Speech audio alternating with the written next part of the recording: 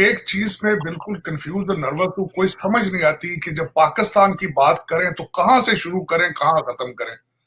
कि सऊदी अरब के जो क्राउन प्रिंस हैं, यानी जिनकी कहना चाहिए कि सलमान बिन क्या नाम है उनका, मोहम्मद बिन सलमान, सॉरी, मोहम्मद बिन सलमान, उनकी जो है वो गाड़ी भी ड्राइव करते रहे हैं इमरान खान साहब। और उसके बाद हुआ क्या था कि अभी जब FATF, ये मैं आपको पिक्चर भी दिखा देती हूँ ताकि आप लोगों को याद आ जाए। आप लोग भूल जाते हैं मेरी तरह, आप लोग भी बादाम खाया करें। मैं भी रोज सुबह उठ के इतने सारे बादाम खाती हूँ। फिर चीमा साहब, मैं एक चीज पे बिल्कुल कंफ्यूज और नर्वस हूँ। कोई समझ नहीं आती कि जब पाकिस्तान की बात करें तो कहां से शुरू करें, कहां खत्म करें। सोचें बंद हो जाती हैं, दिमाग मफलूज हो जाते हैं। जो आज की करंट एडमिनिस्ट्रेशन या करंट आपके जो हालात हैं इस वक्त, आपके आपके फॉरेन रिलेशंस, जिस तरह आपने एयर स्पेस की बात की, जिस तरह आपके इकोनॉमी के हालात, आपकी कमिटमेंट लोगों के लिए, आपके मैंडेट, आपकी मेरा मकसद है बिल्कुल इस वक्त सोच से बाहर है।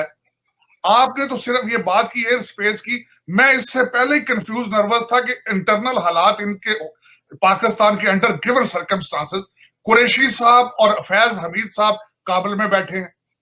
जब आपके इंटरनल हालात नहीं है, अंदर रेट ऑफ गवर्नमेंट नहीं है, कोई डायरेक्शन नहीं है, तो वहां जाने की क्या जरूरत थी। और उसके बाद ये है कि हमारे कुरैशी साहब ने वहां स्टेटमेंट दी कि मैं इनको बताने आया हूं कि दुनिया क्या चाहती है। भाई, आपको पाकिस्तान में तो पता नहीं है कि क्या होने वाला है। आपकी गवर्नमेंट 7 दिन है, 7 घंटे है, 7 महीने है, आपको कोई अंदाजा नहीं है। फैज हमीद साहब की जॉब इस वक्त उनकी जॉब कोई है ही नहीं है। आर्मी की असाइनमेंट कुछ और है, खास साहब की असाइनमेंट कुछ और है। उनका दौरा इन हालात में उनका दौरा बनता था वहां पे, और वहां जाके उनको तरबियत देनी कि दुनिया को किस तरह डील करना है, जब आपको खुद नहीं पता कि आप दुनिया से किस तरह डील करेंगे।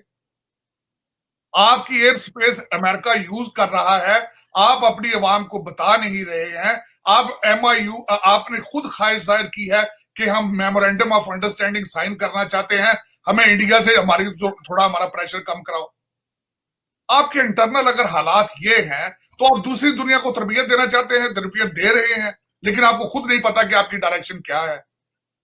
तो इन हालात में, और दूसरा चीमा साहब, वाकई इस वक्त वो कहते हैं ना कि आलिमान आलिमान हो रहा है इस वक्त पाकिस्तान में। मैं बिल्कुल आज तरह के हालात इस वक्त कंपैरिजन में मैं बिल्कुल एक एनालिसिस देना चाहता हूं।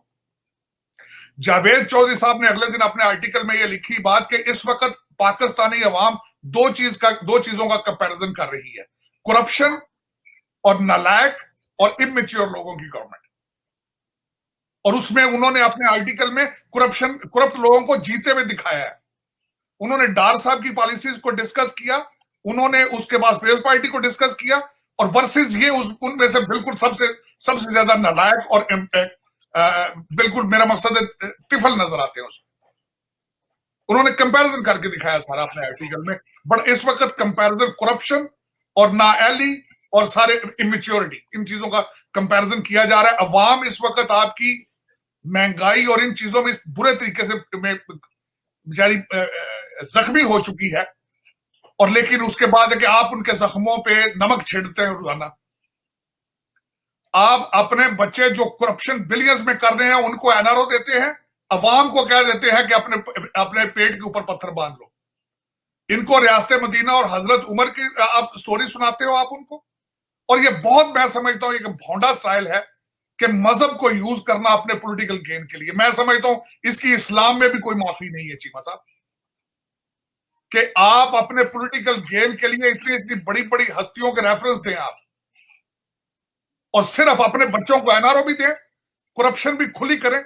मुझे यहां अमेरिका में इंफॉर्मेशन आ रही है कि पिछले दिनों में आपके $3 बिलियन ड्रेन हुए हैं आपकी इकोनॉमी में से। लोग लेके भागे, या तो अफगानी खरीद के लेकर, अफगानी खरीद के अफगानिस्तान ले गए डॉलर, या आपके करप्ट जितने पॉलिटिशियन और एस्टेब्लिशमेंट या ब्यूरोक्रेट जो कुछ भी है वो लेके भाग रहे हैं मुल्क से।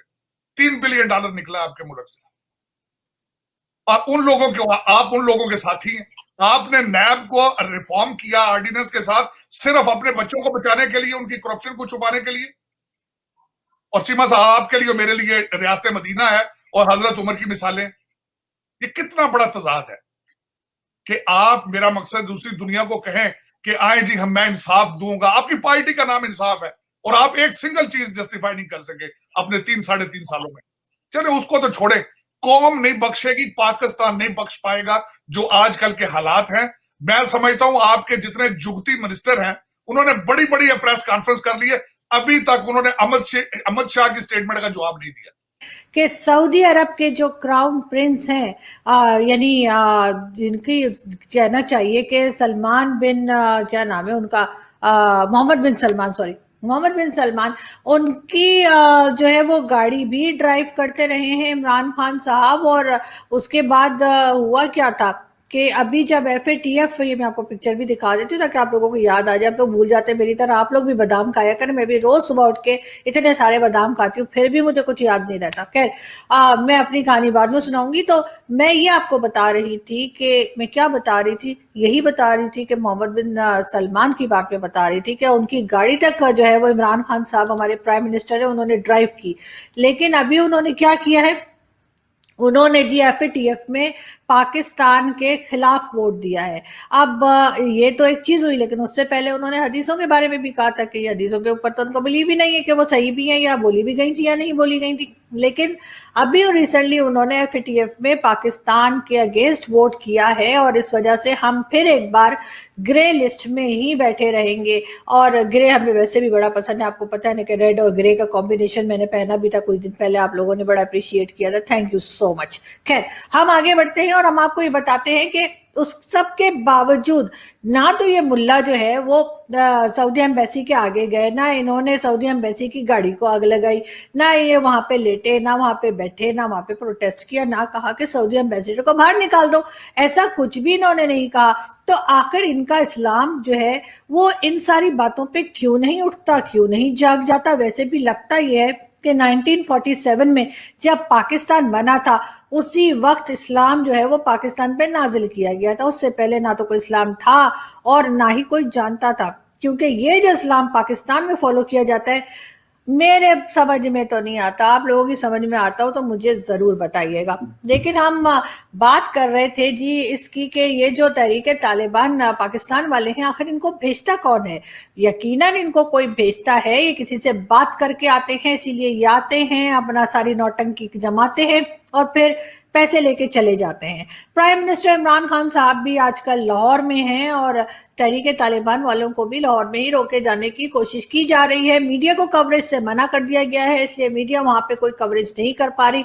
रिसेंटली एक प्राइवेट चैनल के रिपोर्टर ने वहां पे लाहौर में जाकर और उनकी जो है वो उनका जो भी जलसा हो रहा है, प्रोटेस्ट हो रहा है, उसको कवर करने की कोशिश की तो उसके ऊपर बेचारे पे लाठीचार्ज किया गया और उसको जो है जम के उसकी धुलाई हुई।